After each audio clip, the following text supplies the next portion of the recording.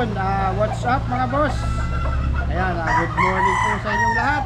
At syempre, nandito na naman po muli ang inyong boss Rolly Vlog nagbabalik. Welcome na naman po tayo sa isa na naman nating episode. At welcome back sa ating munting YouTube channel.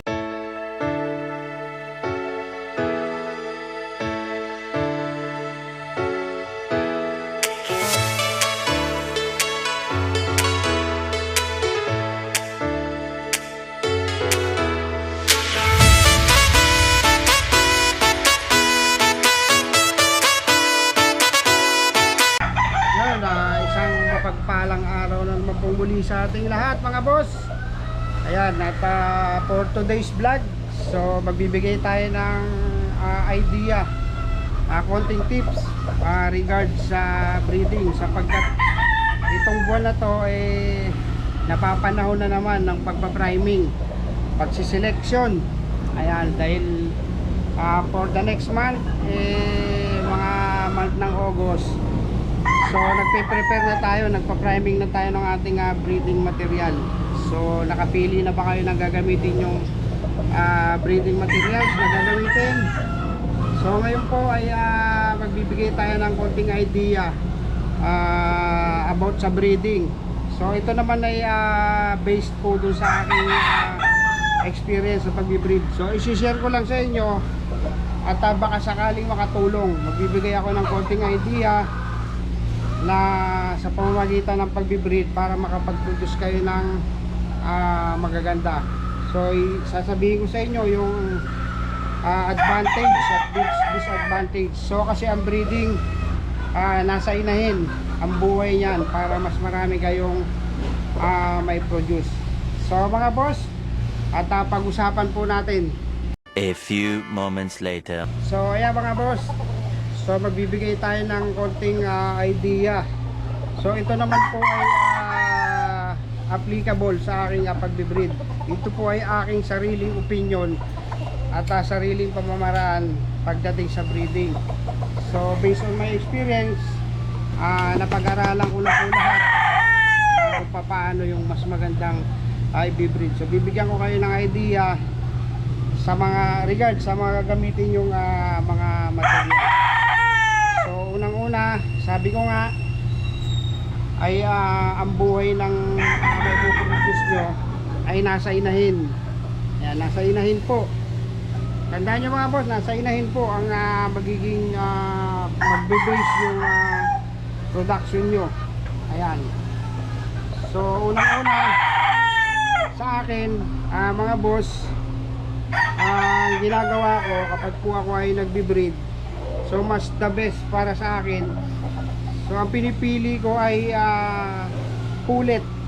Ayan, bakit pullet? Kasi ang pullet ay always fresh. Ayan, kahit naman sa anong bagay, pagdating sa kahit na lahat tayo, kahit sa pagkain, mas gusto natin yung fresh. So sa lahat naman ng bagay, mas maganda yung una. Ayan, so mas maganda kasi mas mataas yung ability. Ayan, pagdating naman sa inahin, so mas mataas yung kanilang production. Ayan, which is ang inahin, ang pullet, hindi pa sila ganong veterano pagdating sa breeding. Ayan, so sa akin ang may bibigay kong tip dito, kaya mas gusto ko yung pullet. Ganito lang yan mga boss, explain ko po kung sakali baka maintindihan nyo. Doon po sa aking experience, kapag pullet, mas maganda yung timpla ng kanilang similya, mas maraming nabubuo na sisiw pagka pullet yung ginagamit nyo. Kapag po nakapag-produce, mas mataas yung kanilang hatching ability, lalo na kapag po ang broodcock nyo ay masipag silang umasawa. So mangyayari nyan, mas maganda yung magiging egg production nila kapag po kompleto yung supplement na ibibigay nyo. So pag kaya ako sinabi na pullet mga boss, kasi ang pullet ay mas matagal mo siyang magagamit. Unlike po dun sa mga medyo may edad na. So ito po yung basihan natin dun sa advantage at disadvantage. So ang advantage ng pullet, mga boss, ang advantage ng pullet, so mas marami siyang maipuproduce kesa doon sa mga matatandang inahin. And then isa pa, mas magaganda yung sukat nung pullet na maipuproduce nyo, unlike sa mga matatanda na. So ang disadvantage lang, kapag pullet yung ginagamit nyo, medyo matatagalan silang maka-adapt. Ayan, mas matagal nilang ma-recognize yung broodcock na kasama nila, unlike sa mga matatanda na is mga veterano na. So ayan, kinakailangan sa broodcock naman tayo, kinakailangan kapag gumamit kayo ng broodcock, kapag ang pullet yung ginamit nyo, and then kinakailangan ang gagamitin nyo na ganador. Okay, ang gagamitin nyo na ganador is yung medyo may edad na. Ayan, so kasi mas matapang na yung kanilang similya. So yun yung doon sila kumbaga ninik. So magiging compatible yung similya nila. So ang advantage naman, dito naman tayo sa hen, doon sa mga may edad na. Ayan. So ito mga boss, dito tayo sa may edad na mga inahin. So ang advantage naman, kapag ang inahin na ginamit nyo ay syempre veterano na yan, hindi na mahihirapan yung broodcock nyo when it's come sa breeding. So sila yung magtuturo at magkukusa na tong umupo sa mga broodcock nyo. So mas mabilis silang makakapag-produce. So yun nga lang, kapag ka po mga may edad na yung ginagamit nyo, very limited na lang yung kanilang maipoproduce. And then isa pa, yung kanilang magiging anak hindi na ganun kagaganda. So meron lumalabas na nagde-deteriorate, meron yung mga kabigang daliri, maigsi ang paa, and then ang bottom is medyo mababa na. Ayan, medyo mababa na, hindi na ganun kagandahan yung kanilang ilalabas. So yun yung advantage nung disadvantage nung hen dun sa magugulang na. So para sa akin, may advice ko dun sa mga mag-start na mag-breed, piliin nyo pullet. Always piliin nyo yung press.